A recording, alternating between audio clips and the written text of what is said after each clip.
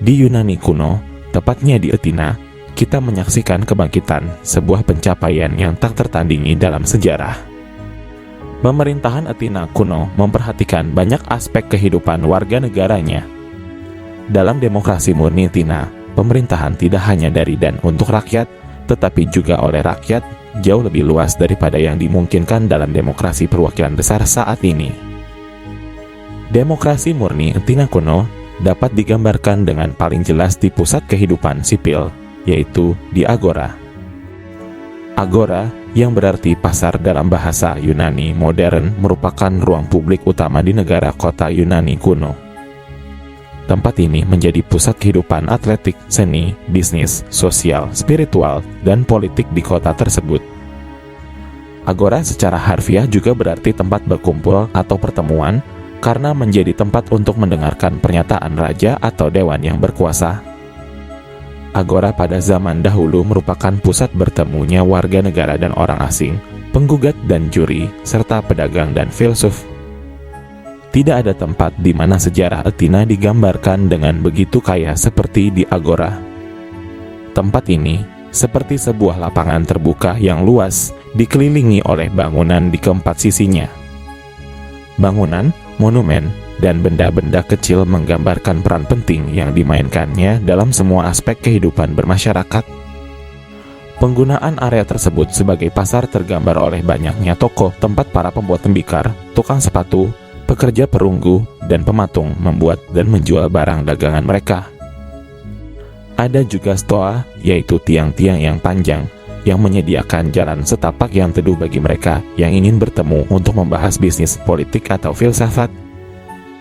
Sebuah perpustakaan dan aula konser, atau odeon, memenuhi kebutuhan budaya dan banyak kuil dan tempat pemujaan kecil untuk ibadah rutin. Di sini, kegiatan administratif, politik, peradilan, komersial, sosial, budaya, dan keagamaan semuanya menemukan tempat bersama di jantung kota Athena kuno. Tempat ini juga dihiasi air mancur yang indah, pohon-pohon, dan juga patung. Ketika agora Athena dibangun kembali setelah perang Yunani Persia, tiang-tiang dan stoa tidak diikut sertakan. Semua itu menggambarkan agora sebagai representasi terbaik dari respons negara kota untuk mengakomodasi tatanan sosial dan politik.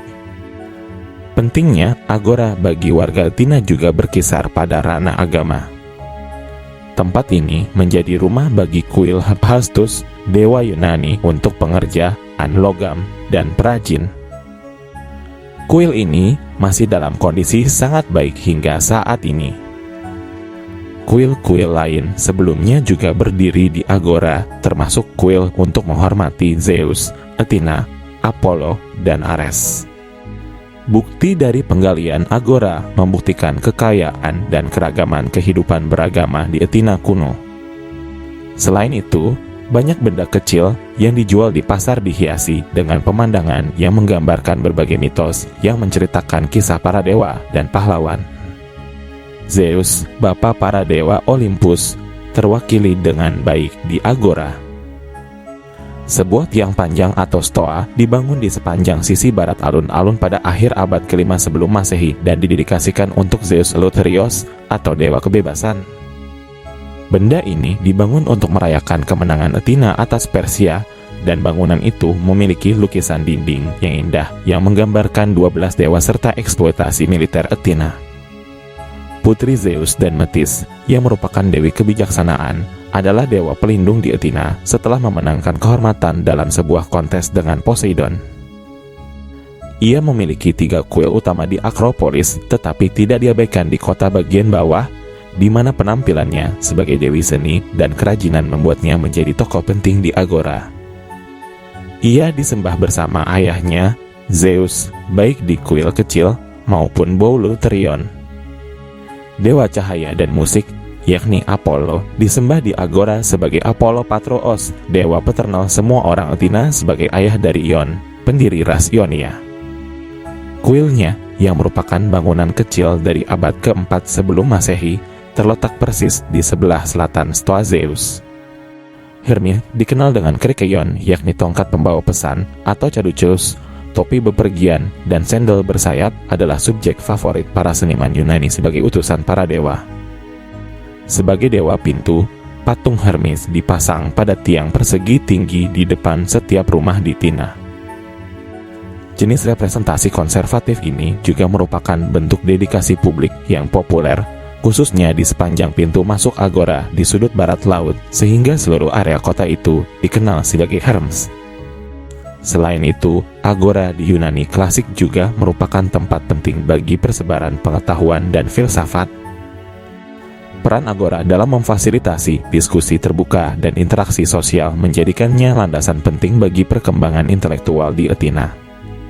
Di sini masyarakat Yunani dapat berkumpul secara terbuka untuk berdiskusi dan berdebat tentang berbagai topik, mulai dari politik hingga filsafat. Tempat ini memungkinkan siapa saja, mulai dari warga biasa hingga pemikir besar, untuk bertemu dan bertukar gagasan dan menyebarkan ide-ide baru dalam filsafat, ilmu pengetahuan, dan seni. Tidak ada sistem pendidikan formal yang terorganisir seperti universitas pada zaman itu, sehingga agora berfungsi sebagai ruang utama bagi diskusi intelektual. Di sini, para filsuf bebas menguji teori-teori mereka terhadap pemikiran masyarakat umum. Para filsuf seperti Socrates sering menghabiskan waktu di agora, mengajukan pertanyaan dan berdiskusi dengan siapa saja yang tertarik untuk berbicara dengannya. Socrates memang tidak menulis apapun. Sebaliknya, ia berdiskusi secara langsung dengan orang-orang, menantang pandangan mereka tentang keadilan, kebajikan, dan kebahagiaan. Metode ini mendorong pemikiran kritis dan refleksi diri di kalangan masyarakat. Murid Socrates yang dikenal dengan nama Plato juga terlibat di agora. Meskipun ia kemudian mendirikan akademi yang menjadi sekolah filsafat formal pertama di barat, Plato menganggap diskusi terbuka dan interaksi dengan masyarakat di agora sebagai elemen penting dalam pengembangan ide-idenya tentang filsafat politik, etika, dan epistemologi. Karya-karya dialogis Plato seringkali menggambarkan percakapan yang mungkin terjadi di agora seperti yang tercatat dalam buku The Republic. Ada juga Zeno, pendiri aliran filsafat Stoik yang memulai ajarannya di Stoa Poikile, yang berarti stoa berlukis yang terletak di agora Athena. Filsafat Stoik menekankan pentingnya pengendalian diri, kebajikan, dan kehidupan yang sejalan dengan alam. Stoa Poikile menjadi tempat penting untuk mengajarkan prinsip-prinsip ini kepada masyarakat Athena, menjadikan agora pusat pengembangan Stoikisme yang kemudian menyebar ke seluruh dunia Helenistik dan Romawi. Selain itu, meskipun Aristoteles mendirikan sekolahnya sendiri, yaitu Lyceum, namun interaksinya dengan agora sangat penting dalam pengembangan pemikirannya. Observasi kehidupan sehari-hari dan interaksi sosial yang terjadi di agora menjadi dasar bagi banyak tulisan Aristoteles tentang politik, etika, dan ilmu alam. Semua itu menggambarkan agora sebagai tempat persebaran pengetahuan dan filsafat di Yunani klasik. Sebagai pusat kehidupan sosial dan politik, tempat ini menawarkan ruang terbuka di mana diskusi intelektual dapat berkembang. Para filsuf sering memanfaatkan agora sebagai tempat untuk menyebarkan ide-ide mereka, memperdebatkan prinsip-prinsip dasar kehidupan, dan menguji teori-teori mereka di hadapan masyarakat umum. Peran agora dalam perkembangan demokrasi, pemikiran kritis, dan interaksi antar disiplin menjadikannya simbol utama kemajuan intelektual di Yunani kuno. Kini ketika tempat-tempat berdiskusi dan menyampaikan aspirasi telah banyak diwakili oleh media sosial, lembaga pendidikan, dan institusi lainnya, kita merasakan banyak pikiran tidak saling dipertemukan untuk bisa saling memahami. Sehingga sering terjadi debat kusir, atau juga klaim bahwa orang lain salah, bahkan sampai tindakan-tindakan anarkis yang hanya disebabkan oleh perbedaan pemahaman. Kita perlu lebih banyak ruang publik, tempat bertukar pikiran, tempat untuk saling mengenal satu sama lain, sehingga perbedaan-perbedaan yang ada bisa kita kenali dan bisa kita pahami sebagai hal yang alamiah, bukan sebagai sesuatu yang mengancam. Kita perlu banyak ruang publik untuk mendewasakan diri, menemukan inspirasi menjadi pribadi yang lebih baik tanpa ada perasaan terancam dan ketakutan. Kita tahu bahwa orang-orang hebat di masa lalu, para pemimpin negara, para intelektual, seringkali menemukan visi besar mereka di tempat-tempat berkumpul. Mereka membangun gagasan bersama tentang negara juga dari tempat berkumpul bersama, bukan dari perpustakaan atau laboratorium semata. Sehingga penting ruang publik semacam itu diramaikan kembali dengan diskusi, bertukar pikiran, serta menyampaikan gagasan dan membangun dunia bersama.